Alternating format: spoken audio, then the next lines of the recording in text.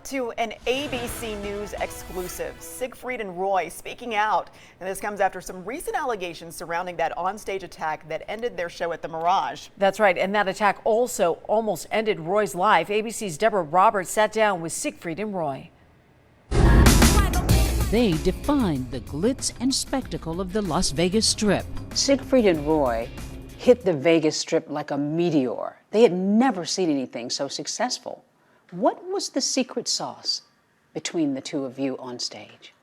You know, I really don't know. First of all, we have been a very good team, Siegfried and Roy.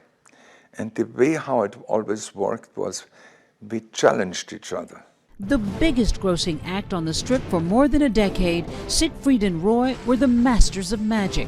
And of course, there were those white tigers and lions. Had you, over the course of the period of time when you were working, had you ever had any little incidents or, you know, sometimes when people have animals, things happen. Had you ever had anything that caused you alarm? But I must say,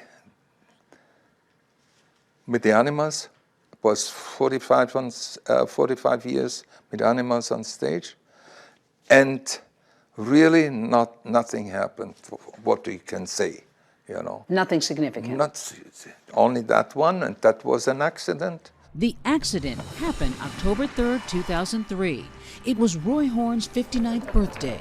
The audience packed with A-listers and friends. Then Manticore, a 400-pound Siberian tiger, pounced, dragging Roy by the neck off stage, instantly ending the legendary show. How much do you think about that night now? You know, not that much at all anymore. It was an accident. It was not like the paper would say. It was an attack. Because if a tiger attacks you, it takes 2 seconds to take you over. To kill you.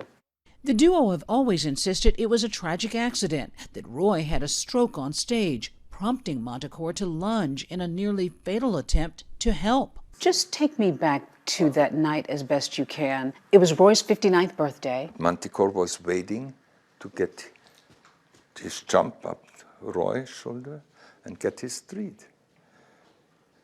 And Roy was there, and he said no to Manticore. No, no, no, no. And then Manticore went on top of him, and he looked around, and he didn't know, like in his face was, what's going on, what one? And then he grabbed him here, and he carried him for Roy. Usually Manticore took. Manticore took Roy backstage.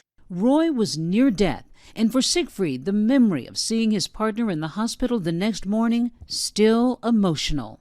He had all this stuff around him, and I go in, and I look him, no move, just Tears? Yes. He responded. So at that time I realized, no, I'm sorry. But now someone is disputing the details of that fateful night. One of the trainers there, Chris Lawrence, who says he now suffers from PTSD after the incident, gave a different account to The Hollywood Reporter, saying instead of walking Manticore in a circle, as is usually done, he just used his arm to steer him right back into his body.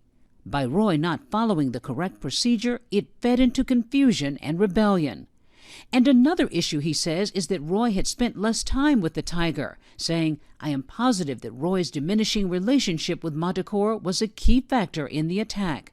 You're saying that Roy he collapsed even before this happened, and that Manticore was trying to help him off stage. Of course. Now it comes like a stroke is going, that he was dizzy, goes back, and he said no to him. Chris says that that is a story to protect the brand. Why do you think he says that? I have no idea. He had problems with his life anyway. So something you have to, I don't know. I don't know what goes on. I just know his life was full of problems. The details of that tragic night may never be truly clear, but the performers have made peace with it. The two still greeting fans at the Secret Garden, a complex on the grounds of the Mirage where visitors can see lions and tigers and sometimes catch a glimpse of the iconic illusionist. Do you miss it? Do you miss the stage? No, I really don't miss it. We have been on stage in Vegas just by themselves for 40 years on stage, you know. And we had the most successful show in the history of Las Vegas anyway. Roy continues to work on his recovery. Do you have any reluctance with the tigers now after the accident? No, Are you content? Are you happy? very.